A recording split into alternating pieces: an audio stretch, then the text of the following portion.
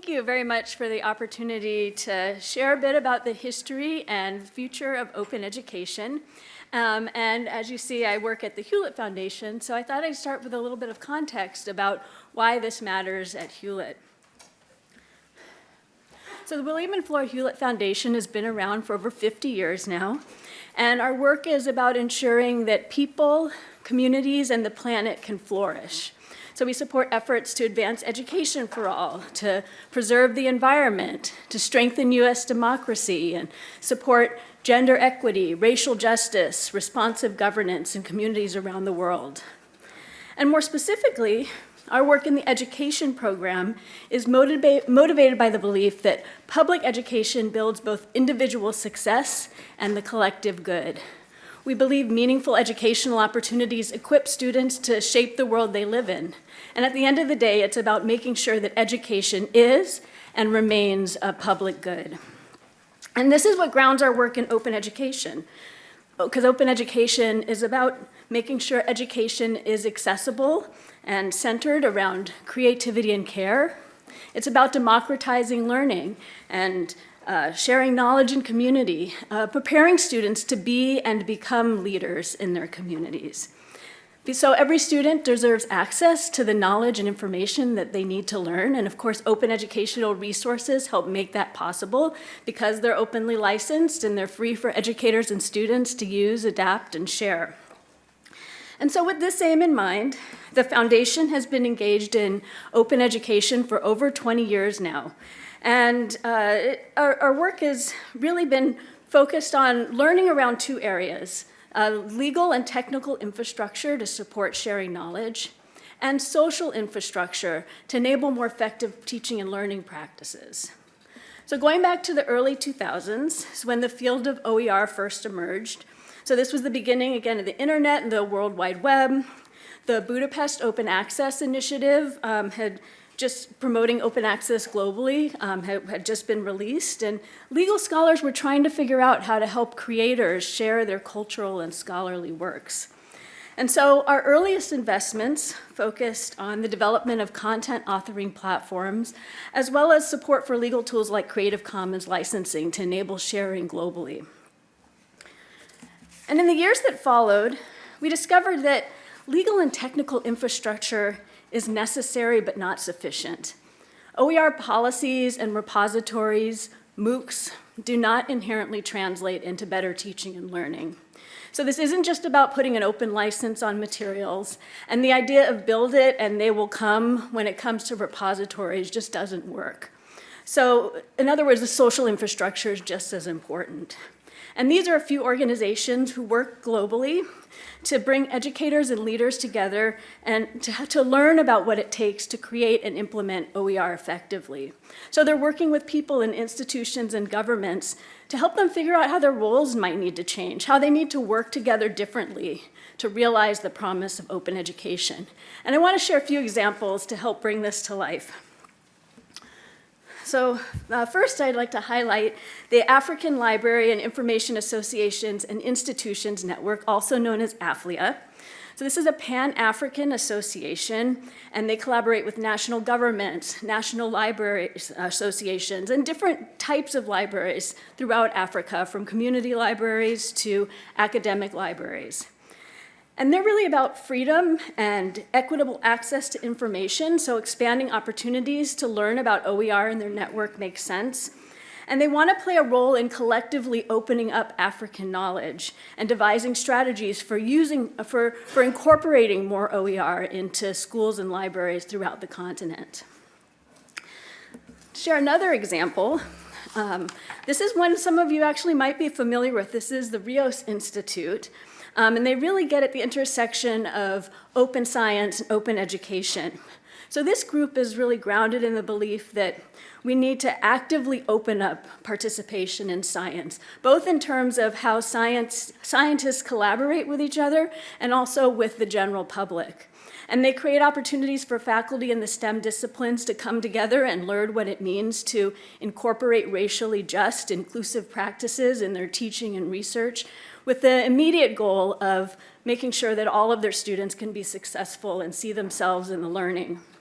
And they also have a really great podcast where they interview STEM professionals from across the country. So if you're curious, I'd encourage you to check that out.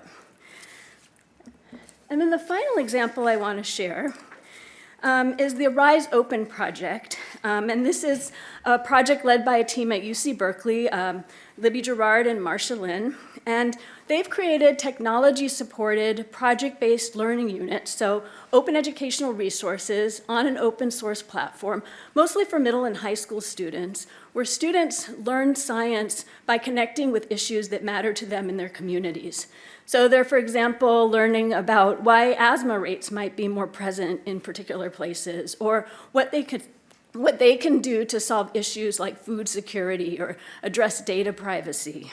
And the research that's been done on this project has shown that students actually do make deeper connections between social justice and science issues. And what's really cool about what they're doing right now is that they're collaborating with the teacher preparation program at UC Berkeley. So teachers, just as they're entering the profession, learn what it means to teach with a social, political, cultural lens. And they're also learning the important practice of how to thoughtfully adapt and customize instructional materials. So they're adapting these open educational resources to more deeply and more meaningfully connect with what their students are interested in and excited to learn. And I wanted to share that example not only because it highlights the connection between K-12 and higher education, which I think is important. It also illustrates that OER are only going to be effective as a tool to transform teaching and learning if we're also supporting teachers in using them in responsive and inclusive ways. So it really comes down to that interplay between the technical and social or relational infrastructure.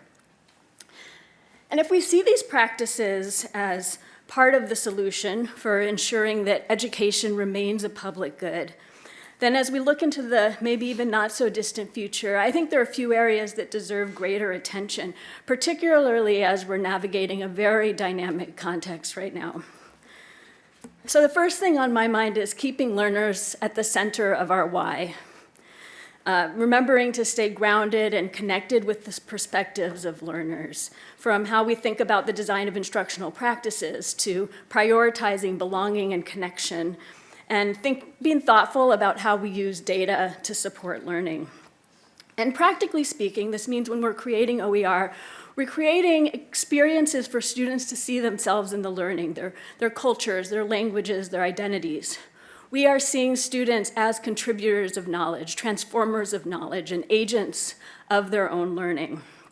And so this means that we need to make sure we're giving them the knowledge, the information, the tools to make sense of their environment. And we also are giving them the tools to become the best versions of themselves.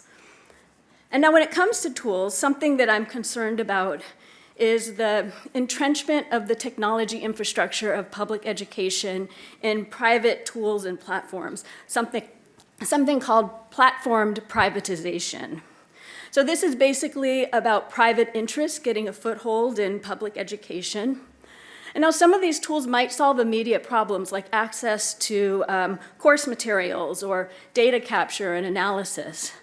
But I also think we need to be asking questions like, are our students' interactions in these platforms actually improving the teaching and learning experience, or are they being used primarily to improve market share for products?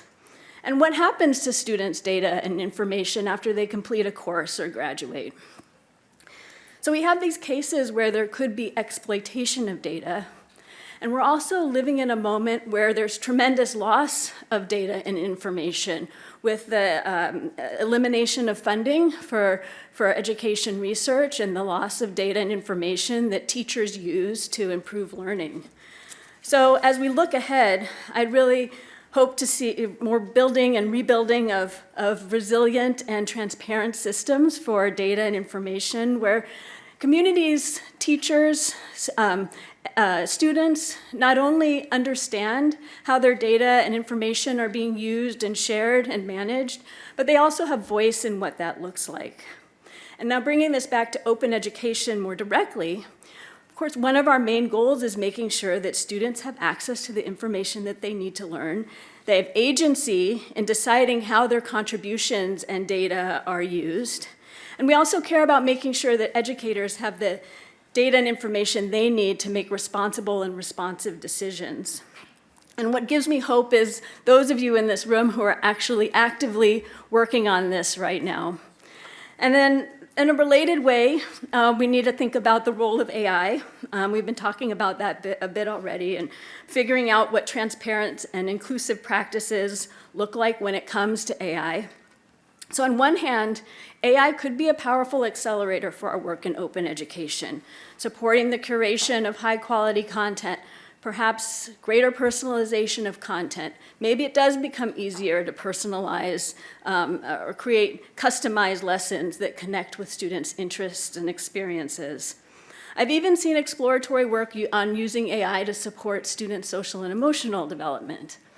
And yet, even as technology becomes more sophisticated at seeming relational, we should continue to be asking what it means to develop and deepen relationships with each other, because I think we all believe that technology cannot replace human connection, collaboration, and community. And fortunately, there's some helpful guidance out there. For example, ISKME has put together guiding principles for responsible AI in the world of open.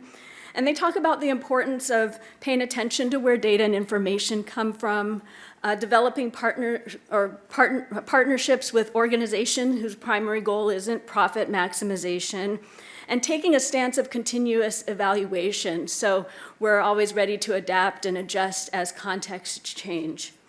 And I want to also bring your attention to a couple of newly published series about AI and open education, one through MIT Open Learning and another published in the Inclusive Design Research Center. And these papers are really helpful for bringing perspectives about the promise and also cautions when it comes to AI and or using AI with open education. So if you're curious about that, I definitely encourage you to check out that series. And finally, if we're going to be successful at any of this, we can't continue to work independently around advancing separate agendas around open. And I think that's why we're all here today. We're too siloed in our work in open education, open science, open scholarship, open infrastructure. We need to do better at coordinating and aligning our agendas. Now, I understand we work in different communities, so we might have to have different and nuanced ways in how we communicate about our work and our goals. There may not be a single North Star. So I actually like to think about it in terms of a constellation, because we all share a common set of values. We all believe in academic freedom and open access to knowledge and collaborative learning. And we're all committed to open and transparent and inclusive processes for creating and sharing data and information. And I think we also believe that schools should play a role in preparing students to become civically engaged and civically minded. So that's why I'm excited to be here in conversation with you today, because this is where the future of open education is headed, and I'm excited to figure that out with you. So thank you.